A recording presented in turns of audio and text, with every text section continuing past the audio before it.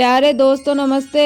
आज मैं आपको भोलेनाथ के एक परम भगत की कहानी सुनाने जा रही हूँ, तो कहानी को पूरा जरूर सुने। आइए कहानी की शुरुआत करते हैं। किसी नगर में एक सेठ अपनी पत्नी के साथ रहता था। सेठ जी बहुत ही धार्मिक स्वभाव के थे। वे भोलेनाथ के बड़े ही परम भगत थे। वो रोज भोलेनाथ की पूजा पाठ करते और उसके बाद ही अन्य काम किया करते थे। ऐसे उसकी पत्नी गर्भवती हो गई और कुछ समय बाद ही उसकी पत्नी ने एक सुंदर सी कन्या को जन्म दिया। लेकिन कन्या के जन्म के समय यह सेठानी की मृत्यु हो गई, तो उनकी पुत्री का नाम दुकनी रखा गया। अब सेठानी की मृत्यु के बाद सेठ बहुत ही दुखी रहने लगा। अभी उनकी पुत्री बहुत ही छोटी थी, इसलिए सेठ जी के सारे रिश्तेदार उसे दूसरी शादी करने के लिए कहते थे। लेकिन सेठ जी शादी करने के लिए मना कर देता था। तब रिश्तेदारों ने कहा, देखो तुम्हारी पुत्री अभी बहुत ही छोटी है, इसकी देखभाल कौन करेगा? इसे तुम अकेले कैसे पालोगे? तब सेठ ने अपनी बेटी के बारे में सोचकर शादी के लिए हाँ बोल दिया और कुछ ही दिनों में सेठ की दूसरी शादी हो गई। लेकिन अब दूसरी सेठानी उस बच्ची से बिल्कुल भी प्यार नहीं करती थी। धीरे धीरे ऐसे समय बीतता गया और नई सेठानी ने भी एक बच्ची को जन्म दिया। बेटी के जन्म से सभी खुश होते हैं, इसलिए इस बेटी का नाम सुकनी रखा। ऐसे ही करते करते धीरे धीरे दोनों बेटियां बड़ी होने लगती हैं। दुकनी भगवान भोलेनाथ की पूजा पाठ किया करती थी और साथ में सोमवार का व्रत भी रखा करती थी। नई सेठानी दुकनी को बहुत परेशान किया करती थी। उसे ठीक से खाना भी नहीं देती थी, सूखी सूखी रोटी दिया करती थी। लेकिन दुकनी चुपचाप ये सब कुछ सहा करती थी और भोलेनाथ की पूजा पाठ करने में लीन रहा करती थी। तब दोनों पुत्रियां विवाह योग्य हो गई, तो सेठ दोनों पुत्रियों के लिए रिश्ता ढूंढने लग गया। तब एक दिन सेठानी ने सेठ जी से कहा कि तुम दुकनी के लिए सबसे गरीब लड़का ढूंढना। अगर तूने ऐसा नहीं किया तो मैं अपना जीवन त्याग दूंगी। यह बात सुनकर सेठ ने अपनी दुकनी बेटी का विवाह एक गरीब लड़के से करा दिया और दूसरी पुत्री सुकनी का विवाह एक अमीर घर में कर दिया। सुकनी और दुकनी दोनों बहनें अपने अपने ससुराल चली गई। दुकनी का पति बहुत ही गरीब था और वो कुछ काम भी नहीं करता था। दुकनी ही दूसरों के घरों में काम करके अपना घर का पालन पोषण किया करती थी। काम के साथ साथ ही दुकनी भोलेनाथ की पूजा पाठ किया करती थी। सावन के महीने में दुकनी सोमवार के दिन भोलेनाथ के मंदिर जाती और भोलेनाथ की पूजा पाठ करके घर लौटती। धीरे धीरे ऐसे समय बीतता गया। दुकनी और सुकनी के बच्चे भी हो जाते हैं। एक बार की बात है, सुकनी अपनी बहन दुकनी के घर आती हैं और उसे कहती हैं, तुम दूसरों के घर में झाड़ू पोछा करती हो, इससे अच्छा तो तुम मेरे घर पे झाड़ू पोछा किया करो। मैं तुम्हें पैसे दे दिया करूँगी और बच्चा गुस्सा खाना भी दे दिया करूँगी। यह बात सुनकर दुकनी मान जाती हैं और वो अपनी बहन सुकनी के घर काम करने लग जाती हैं। इससे सुकनी अपनी बहन दुकनी को बचा हुआ बासा खाना दे दिया करती थी। दुकनी वही खाना अपने बच्चों को लाकर खिला देती थी। एक बार की बात है, दिवाली का दिन था। सभी के घर में पकवान बनाए जा रहे थे। यह सब देखकर दुकनी के बच्चे अपनी माँ से कहते हैं, माँ हमें भी अच्छा खाना खाना है, आज त्योहार है, हमारे घर भी अच्छे पकवान बनाओ। यह बात सुनकर दुकनी ने कहा, क्या करूँ बच्चों, मैं कहाँ से लेके आऊँ यह खाना? तुम्हारे पिताजी तो कुछ कमाते नहीं हैं। तब बच्चों ने कहा, माँ मौसी के यहाँ से ले आना।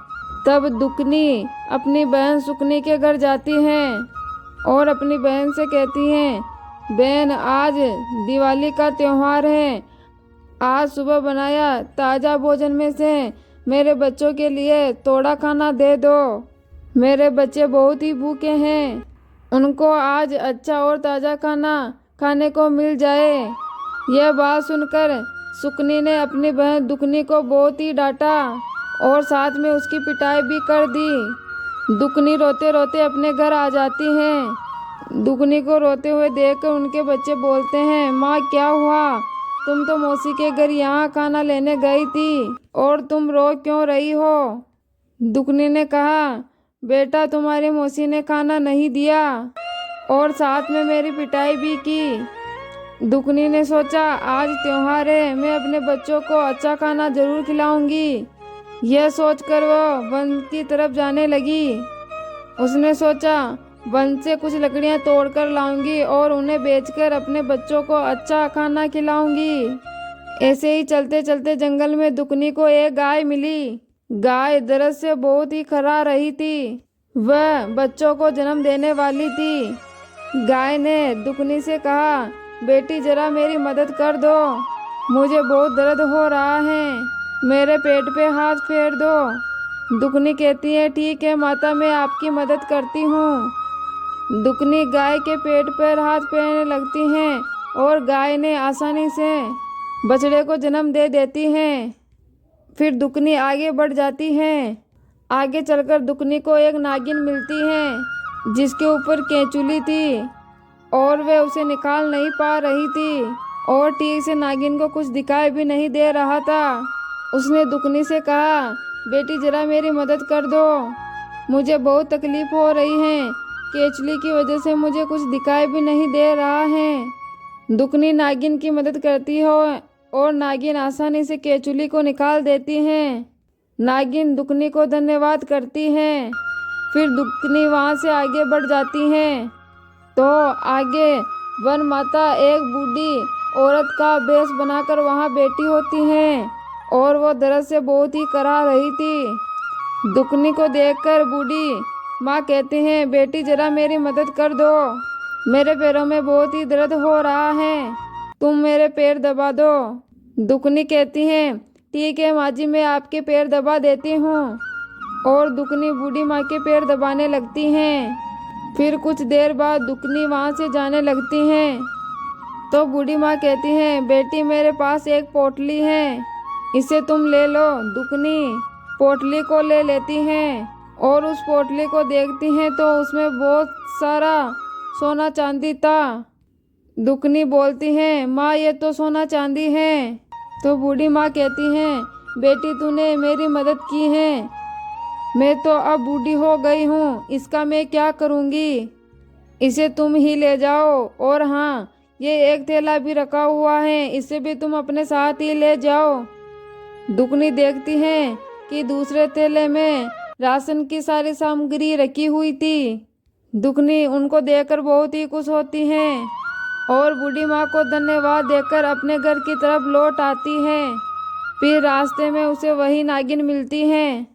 नागिन बोलती हैं, तुमने मेरी मदद की इसलिए मैं तुम्हें कुछ देना चाहती हूँ। फिर नागिन एक मनी दुकनी को दे देती हैं और साथ में कहती हैं, इसे ले जाकर अपने घर में रख देना, तुम्हारे घर में धन की कभी कमी भी नहीं आएगी। दुकनी मणि लेकर नागिन को धन्यवाद देकर वहाँ से आगे चली आती हैं। फिर दुकनी को रास्ते में वही गाय मिलती हैं और गाय बोलती हैं, बेटी तुमने मेरी मदद की है, अब तुम मुझे अपने घर ले चलो, मैं यहाँ पर बहुत ही परेशान हूँ। तो दुकनी उस गाय को और उसके बछड़े को लेकर अपने घर आ जाती हैं। फिर दुकनी अपने बच्चों के लिए अच्छा पकवान बनवाती हैं। अब दुकनी के घर किसी भी चीज़ की कोई कमी नहीं थी। अच्छा घर, दूध, धन सब कुछ था उसके पास। एक दिन सुकनी ने सोचा कि दुकनी आजकल काम पर क्यों नहीं आती, मैं चलकर उसके घर पर देखती हूँ। तो सुकनी अपने बहन के घर आती है और उसके सुख और घर देखकर आश्चर्यचकित में पड़ जाती हैं और अपनी दुकनी बहन से कहती हैं, तुम्हारे पास ये सब कुछ कहाँ से आया और अब तुम मेरे घर काम करने भी नहीं आती हो। यह बात सुनकर दुकनी कहती हैं, बहन मैंने तुम्हारे घर पर बहुत काम किया है, अब तुम मेरे घर पर काम कर लो। सुकनी बार बार पूछती हैं, सच सच बताओ, तुम्हारे पास इतना धन कहाँ से आया है? तो दुकनी सारी बात अपनी बहन को बता देती हैं। तब सुकनी भी गरीब औरत का वेश बनाकर जंगल की तरफ जाती हैं। सबसे पहले उसे शेरनी मिलती है और वो शेरनी उस पर दहाड़ती है। सुकनी डर जाती है और आगे बढ़ जाती है। फिर आगे उसे वही नागिन मिलती है। नागिन उसे देखकर बहुत गुस्से में आ जाती है और उसकी तरफ पुकार मारती है। सुकनी फिर वहाँ से आगे निकलती हैं। फिर आगे उसे वही बूढ़ी औरत मिलती है। तो बूढ़ी माँ बोलती हैं, तुम यहाँ कैसे आई मेरी इजाज़त के बिना? और बूढ़ी माँ गुस्से से सुकनी को डंडे से मारने लगती हैं। सुकनी वहाँ से भागती हैं और भागती भागती अपने घर पहुँच जाती है। घर आकर देखती हैं कि उसके घर में सब कुछ खत्म हो गया है। धन दौलत सब कुछ चला गया। अब वो गरीब हो चुकी थी, उसके पास कुछ नहीं बचा। फिर वो अपनी बहन दुकनी के घर जाती हैं। तो दुकनी उसे भला बुरा कहने लगती हैं। तो सुकनी अपनी बहन दुकनी को भला बुरा कहने लगती हैं कि तुम्हारी वजह से मेरे घर सब कुछ नष्ट हो गया है। अब मेरे पास कुछ नहीं बचा, तुमने ऐसा क्यों किया? यह बात सुनकर भोलेनाथ प्रकट होते हैं और कहते हैं, इसमें दुकनी का कोई दोष नहीं है। तुम बहुत घमंडी थी।